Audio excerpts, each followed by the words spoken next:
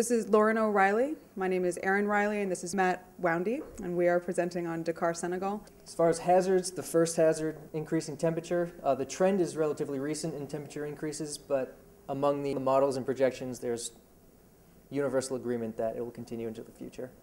The second hazard is decreasing precipitation. They have a negative 20 millimeter per decade trend over the past century, and they've also experienced sea level rise. Coastal erosion is another hazard. Depending on geological properties on the different parts of the city, it can occur to up to 2 meters annually. 4.9% of land in the Dakar metro area is highly vulnerable to hazards.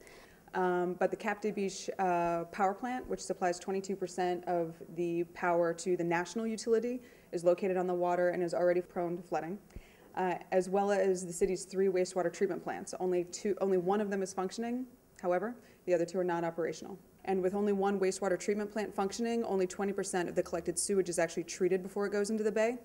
And the sewerage infrastructure that's installed in the unplanned areas after the fact generally directs the sewage just right out into the water or into the nearest receiving water body without treating it.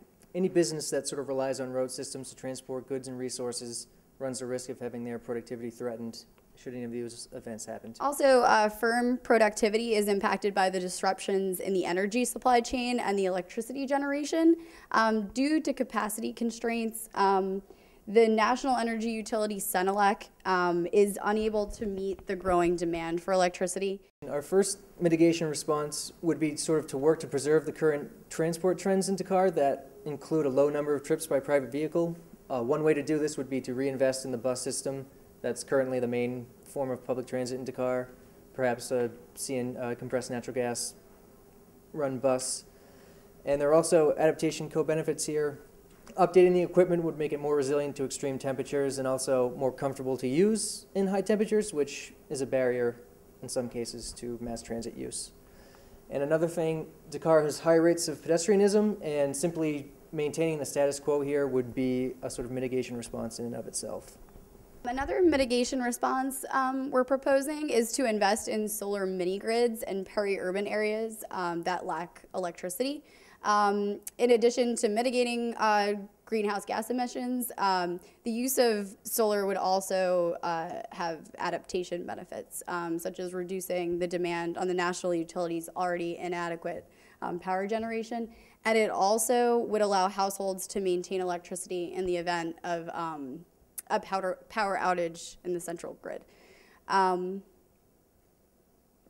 We also are proposing to revive and refine the LPG subsidies to reduce biomass use. And in 1987, the Senegal had an LPG subsidy program that was discontinued in 2002. Reviving this program would help to continue to reduce biomass use and deforestation. And to prevent the compounding of effects on the local marine ecosystem that's occurring from the intersection of climate change and pollution and wastewater, we would propose to reconstruct the 2 inoperable wastewater treatment plants. As far as adaptation, the city needs to look into potable water infrastructure investments in order to address the growing need for water in spite of lessening rainfall. 2 of our options for this include the construction of a desalination plant and the creation of a diffused rainwater capture system throughout the city for use during Senegal's rainy season. Another adaptation response is to assess the existing energy transmission lines, the illegal electrical connections, and potential areas for new installation. This would allow us to prioritize the infrastructure upgrades by evaluating where there's hazard exposure, and also to identify areas that are at high risk for new infrastructure development.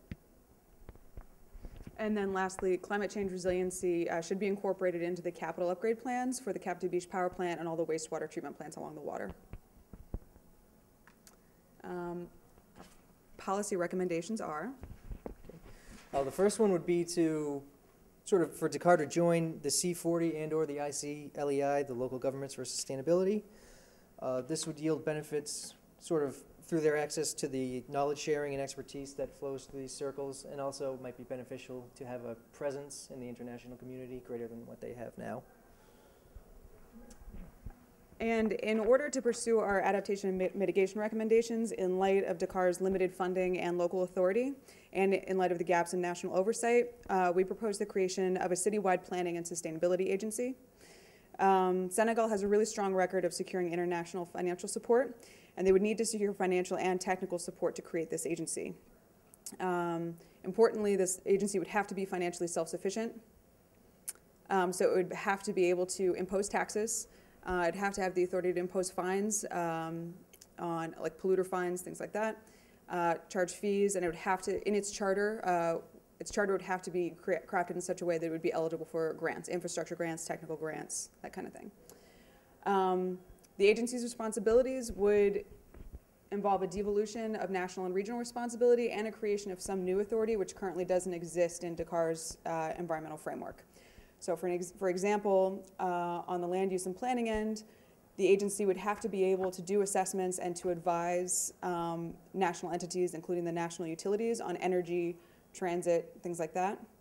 For implementation and infrastructure, we would propose that it would take over the building department from the national government.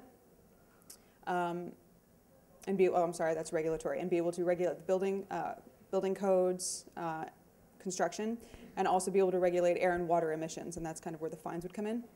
And as far as implementation and infrastructure, they would have to be able to get funding, create funding, get grants to do the projects we've suggested, creating the diffused rainwater capture system, the microgrids for solar energy, things like that.